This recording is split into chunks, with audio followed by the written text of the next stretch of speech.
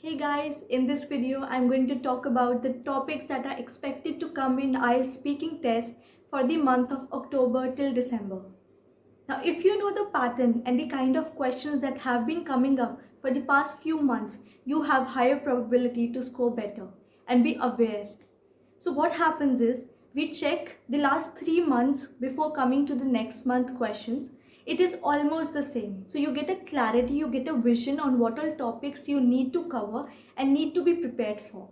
So in this video, I'm going to cover the questions that have come up in the speaking test for the month of June till September and are expected to come in the month of October till December.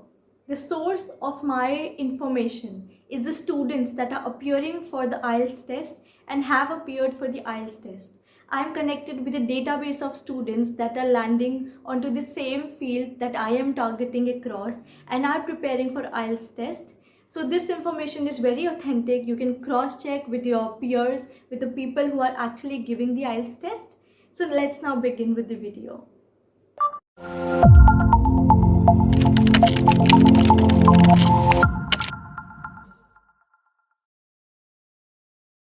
The first set of questions I have to cover is the question that I got in my IELTS test, which was for the second section of the speaking test, and they asked me to talk about what I do while commuting to my office. Do I get bored? Is there anybody with me? So there are sub questions after this main topic. So I had to cover all these parts and I had to speak for 2 minutes. And this was one part. Another was that what kind of food do I prefer? That was the third section of my speaking test.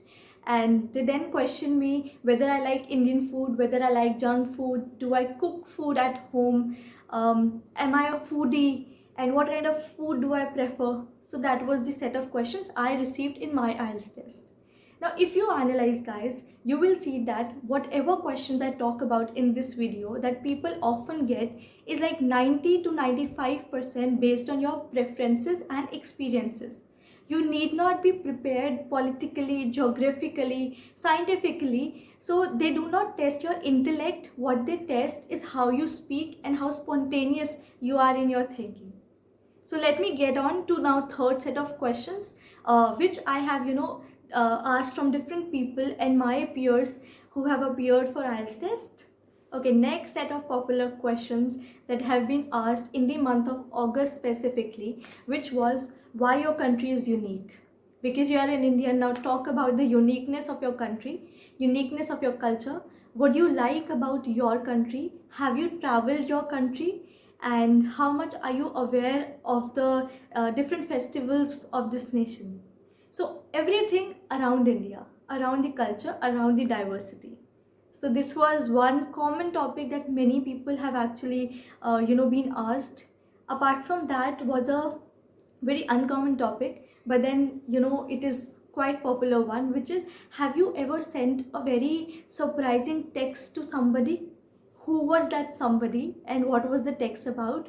Why did you intend to send that text to the person? And what was there in the text, if you can summarize it? So this is a part of 2 minute question, the second section we get in IELTS test. And what I told you about India was the third section. Because see, whenever cross questioning happens is in the third section and the first section, the second section has already the set of questions. So the examiner cannot question you for that section. You have to speak it at one go.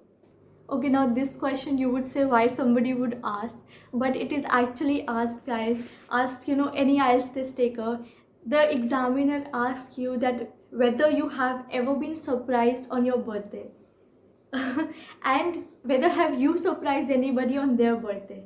What was that surprise? How did you plan it? Who all were invited? And who was the person whom you surprised? Or if somebody has surprised you, then what kind of surprise it was and who was the person who planned it? So this is about the surprises. Apart from that, you also get questioned about traveling. So that's another very popular question, which we have seen people getting in these past few months, which is, have you traveled across the world? Which all countries have you traveled? Why do you like traveling? And then when you answer such questions, then you get cross questions saying that what was your learning? Do you think schools, the exchange programs they hold when Indian students are sent to abroad, is it worth it? What do they learn? How can whether the school should propose these ideas or not? So now it will come to the education parameters. So they can start from traveling as your preference, but then they can land to the education side of it. Now, if you're giving IELTS, of course, you will be having a motive to study or to do a job abroad. So they will question you on that, that why are you preparing for IELTS? What is your intent? Where do you want to travel, or where do you want to get educated, in which country? And why do you think India was not beneficial to study, whether and whereas your nation is worth studying? So just be prepared while you are giving IELTS test, and what is your motive behind it, that should be very clear. So recently this is the question that my friend told me, and he gave the exam in the month of September, and the question was because he was a native of Mumbai. So then they asked him that which is your hometown, because he was there for a job for a set of months. So which is your hometown, okay? And then why have you come here to study or to do a job? What is your intent? Why didn't you choose your hometown to do so? And are you adaptive? Are you comfortable living in this new city? So everything across this change of hometown. So the topic remains hometown. Now, do you see the topics that I have covered? It is all about your life, your preferences, the common topics. Now, what I suggest is just be clear on your experiences. You have to narrate it well. That's the goal. See guys, these were the set of questions that are often asked. I will share one more video on these topics, but you have to make sure what is the method you are dealing with it. I will tell you a short way to deal with these set of questions. There are techniques. So one such is, you start by repeating the question. If the examiner asks you, where do you study? So say, I study in XYZ. If the examiner asks you, do you like pets, and what kind of pet do you like? Yes, I like pet, and this kind of pet I like. So try to repeat that question. Why we do that is because we get that half a minute while repeating the question to think about the answer. Whereas if you spontaneously answer, I like dogs, then you might not have anything further to talk about. You take that half minute while repeating and think what else you can speak. So this is one. Another is, try to be precise in your answers. Do not be very long, very descriptive, and neither be very short, like one word. You should speak about, for 1 minute or so, have 3-4 sentences piled up for answering that question. This technique is for those who fumble on being spontaneous while speaking in English or cannot answer spontaneously. So what you do is, for some questions, do not repeat it, because you will have negative marking for it. But for 1 to 2 questions, you can do it. You just ask the speaker, the examiner who's asking the question, say, pardon, so can you please repeat? So what happens is, while the examiner is repeating, you get that time frame which is across like 1 minute to think for the answer. And then even if you cannot speak for long, just give 1-line answer or max 2-line answer.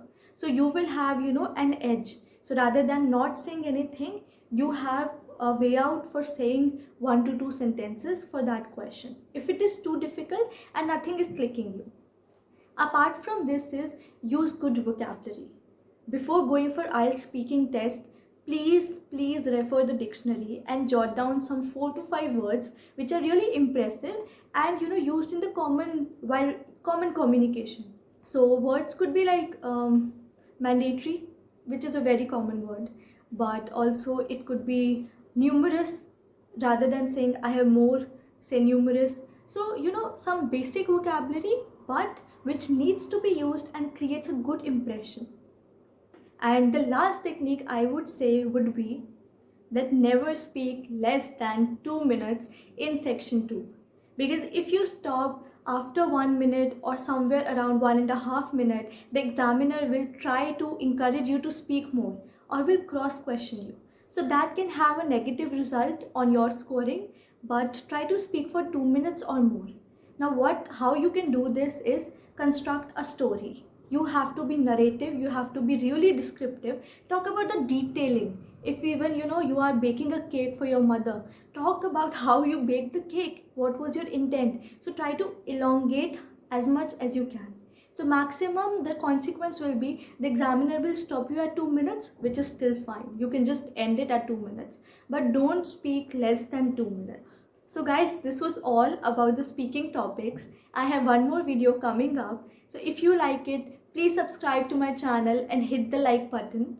And you have lots of more content coming up your way for IELTS test. Stay tuned.